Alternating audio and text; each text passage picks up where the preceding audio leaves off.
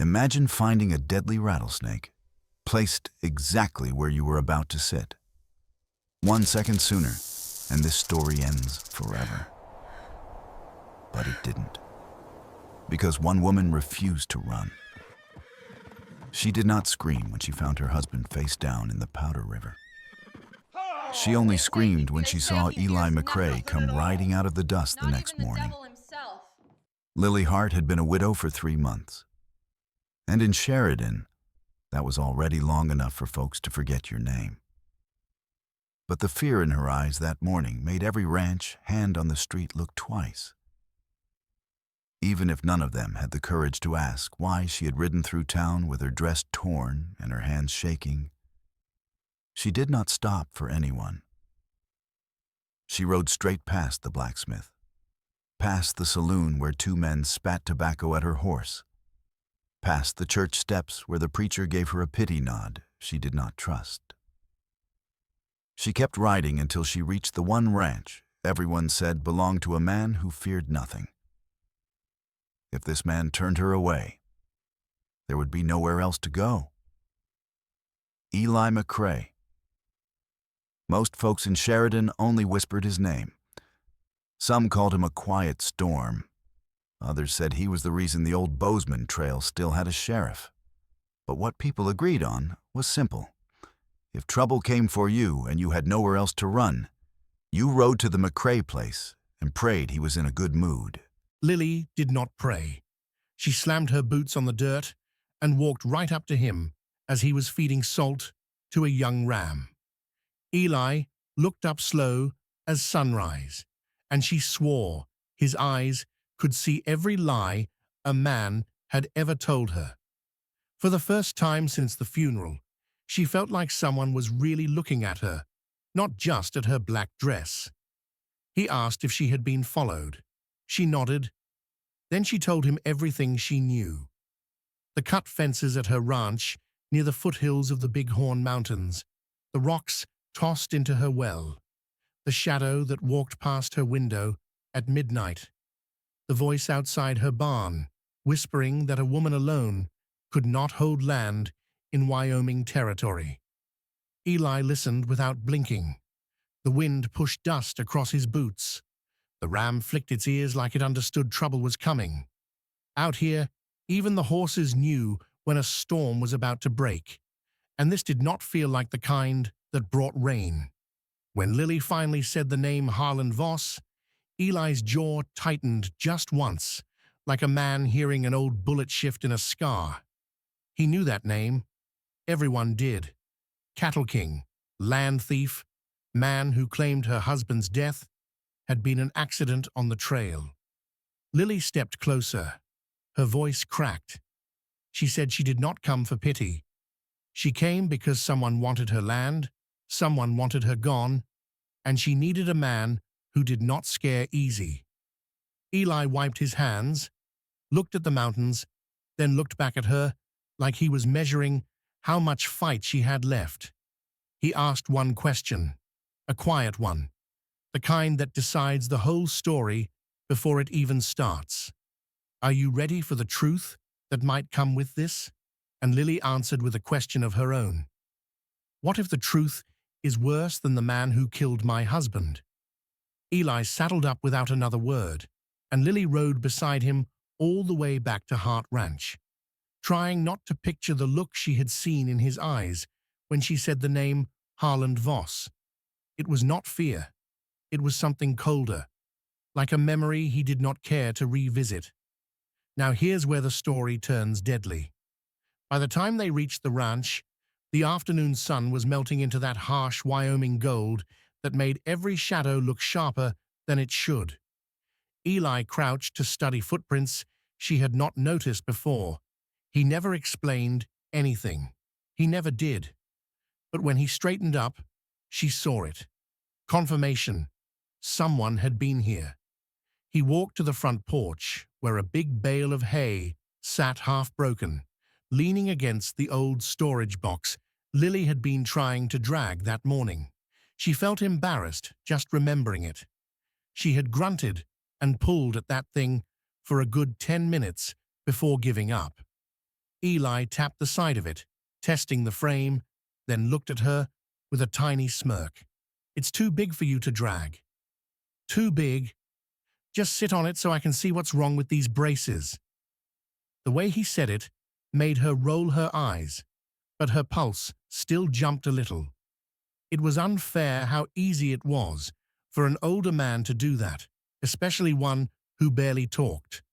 She stepped toward the hay bale, lifted her skirt just enough not to trip, and got ready to sit so he could check the wood joints under it. That was when she heard it. A soft, dry, shaking sound, something like beans rattling in a tin can. It came from right under her boots. Lily froze, her breath caught in her throat. She glanced down. A fat rattlesnake slid out from the straw, its tail twitching, its head rising, eyes fixed on the place she had been about to sit. She gasped and stumbled back, heel catching the edge of the porch, and she pitched backward hard. Eli reached for her on instinct, and they both nearly went down, his arm locked around her waist to keep her upright, her hands clutching at his shirt as she pressed into his chest. Only then, with her breath still shaking against him, did he draw his revolver. One clean shot cracked the air. The snake dropped without even a twitch. Lily stared at the dead thing, lying exactly where her legs had been. If she had sat down one heartbeat sooner, this story would have ended on that porch. But here's what turned fear into fury. When Eli picked up the body to inspect it, his face shifted in a way that made her blood run cold. Why did the snake have a rope mark around its tail? Eli held that dead rattlesnake like it was a clue from a crime scene, not an animal. A thin line pressed deep into the scales on the tail, almost like someone had tied the snake up, carried it, and dropped it exactly where she was about to sit. Lily felt the hair on her arms rise, not from fear this time, but from anger she thought she had buried with her husband. Someone wanted her gone. Someone wanted her scared enough to run, or careless enough to die. And that someone knew exactly where she lived, where she walked, and where she sat in the mornings when she drank her coffee. Eli set the snake down and dusted his hands slow and steady. He did not raise his voice. He did not curse. He did not even look surprised. He just looked tired of men who believe they own the whole territory. He asked Lily if she had noticed anything missing, anything moved, anything out of place. She shook her head, though she remembered the hay bale leaning wrong, and the fence rails tucked under it like someone had handled them in a hurry. Eli walked around the porch studying boot marks. Then he picked up one single boot print near the corner of the house, a print with a deep notch in the heel, the same kind of heel she had seen on the boots of Harland Voss's trail boss. She swallowed hard. Eli did not say the name. He did not need to. Lily said it for him. "It's Harland. It has to be." Eli wiped his palms on his jeans, looked toward the far tree line, and let the silence fall between them. Some things do not need saying. Both of them already knew the only name that fit those tracks. He told her they would not wait for the next snake. They would not hope the sheriff would help. They would set the stage themselves, catch the man who thought he owned her land, and end this before someone ended her. The plan he laid out was simple, but it carried the kind of danger that made Lily's pulse drum in her neck. She was not the same woman she had been 3 months ago. She felt stronger now, like something inside her had finally decided to fight back. Eli asked her if she was ready, really ready, because once they started, there would be no turning back. Lily looked at the dead snake, then at the tracks in the dirt, then at the man who had held her steady when she fell. She nodded. If you're feeling the fire in this story right now, hit that subscribe button on TaleVerse Studio so you never miss what happens next.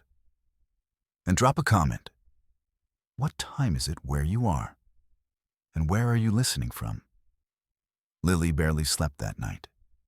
Not from fear, but from the way Eli's plan kept circling in her mind like a hawk over a rabbit trail. By sunrise, the two of them were already moving around the ranch, quiet and focused, setting things exactly the way Eli wanted. He told her the trick to catching a man like Harland was simple. You do not chase him. You let him believe he's hunting you. So Lily played her part. She rode into Sheridan late that morning, boots dusty, hair loose, looking like a woman worn thin. She stopped by the general store, then the livery. Then she walked right past the saloon where Harland liked to sit on warm days. She pretended not to see him, which of course made him watch her even harder. Every step she took past that saloon felt like she was walking out on a ledge with no rail. When he stepped onto the boardwalk and asked if she was doing all right, she let her shoulders sag just enough to look defeated. She told him she had barely slept, told him a snake tried to bite her, told him Eli had gone back to his own ranch and she would be alone tonight on Hart Ranch. She even let her voice tremble when she said, I've been thinking maybe you were right about selling. A woman cannot hold this place alone forever. Then she said the line Eli had coached her to say, I don't know if I can keep fighting this. Maybe selling the place would be easier. Harland smiled at her like a cat that had finally gotten the door open on the chicken coop. He wished her a good day and told her he hoped she made the right choice. Lily nodded politely, turned her horse, and rode home calm as a preacher. But the moment she reached Hart Ranch, her mask dropped. Eli was already in the barn loft, checking his rifle. Two of his trusted cowboys were posted near the windmill, out of sight. Lily felt safer than she had in months. Evening fell fast. The sky turned purple. The land cooled enough that even the grass seemed to stop breathing. Lily lit one lamp in the house and left the front door cracked just enough to look careless. She sat at the table with her heart pounding like a drum inside a church hall. When the first hoofbeats came, she knew. 3 horses moving slow, deliberate. Predators, not visitors. Lily stood up and gripped the small pistol Eli had given her. She reminded herself she was not bait. She was part of the trap. Whatever happened tonight would decide if she stayed a victim or became the true owner of this land. A shadow stepped into the doorway.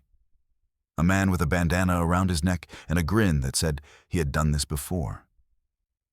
He told her to pack her things and come quietly. She told him to go to hell. The fight that followed was not graceful. It was desperate and loud and real. Lily swung a wooden block into his face. He stumbled. She fired once into the floor, not to hit, but to call the thunder she knew was waiting in the dark. The crack of that gunshot brought Eli out of the shadows like lightning. And just like that, the trap was sprung. But what Eli found outside the house was something even he did not expect. Who was the man waiting behind the barn? And why did he look more terrified than dangerous? Eli reached the corner of the barn with his rifle raised, ready to finish the job. But the man crouched behind the water trough was not aiming a gun at him. He was shaking, hands up, eyes darting like a trapped animal. He kept whispering that he never wanted to hurt Lily, that he had only come because Harland forced him. He said Harland paid extra for the snake. He said Harland planned to burn the ranch to the ground after taking Lily away. That was when Lily realized this was not just about dirt and fences. It was about wiping her name off the map. The man's voice cracked like he had finally reached the end of a long road of fear. Eli lowered his rifle just enough for the man to breathe. Then he stepped closer and asked the question Lily had been afraid to voice for months. Why does Harland want her land so badly? The man told them about a new cattle road Harland wanted to control. A shortcut that cut straight through Hart Ranch, a road that could make him rich and give him even more power in Sheridan. Lily listened, standing in the doorway with dust in her hair and a pistol still shaking in her hand. She felt something inside her shift. Not fear, not anger. Something steadier, something stronger. Eli signaled to his cowboys, and together they took the man into town before dawn. Sheridan woke to a confession that spread like wildfire. A confession about murder, threats, the snake, the plan to burn the ranch. It was enough for the sheriff to ride out with 10 men and drag Harland Voss from his fancy porch before breakfast. When it was over, the town felt different. Quieter, lighter even. People tipped their hats at Lily for the first time. Not because she was a widow, but because she had survived something meant to break her. It felt strange carrying respect on her shoulders instead of pity, but it fit better than she expected. And she had not done it alone. Later that evening, Lily and Eli sat on the same hay bale where the rattlesnake had waited for her. The sky over the Big Horn Mountains was the kind of soft gold you only see after a storm clears. Eli told her the land had a way of testing people, the same way life tested people. He said, "You do not get to choose the hard days, only the way you stand through them." Lily smiled at him. She told him she was tired of standing alone. Eli did not say anything. He did not speak for a long moment. Then he turned her hand palm up, tracing the calluses she had earned these past months with his thumb, slow and careful, before closing her fingers inside his own. And maybe that is the lesson in all this. Sometimes life knocks you down so you can see who will help you back up. Sometimes fear shows you the strength you did not know you had. Maybe you know that feeling yourself. The moment you look back and realize you lived through the thing you thought would finish you. And sometimes the person you trust most arrives the moment you stop running. Before we ride off into the next story on TaleVerse Studio, I want to ask you something. What would you have done in Lily's place? And who would you hope to have standing beside you when the trouble comes? If this story lit a fire in you, smash that like button, subscribe to TaleVerse Studio, and turn on notifications so you never miss the next chapter. Now, take a sip of your tea, settle in, and tell me in the comments where you're listening from.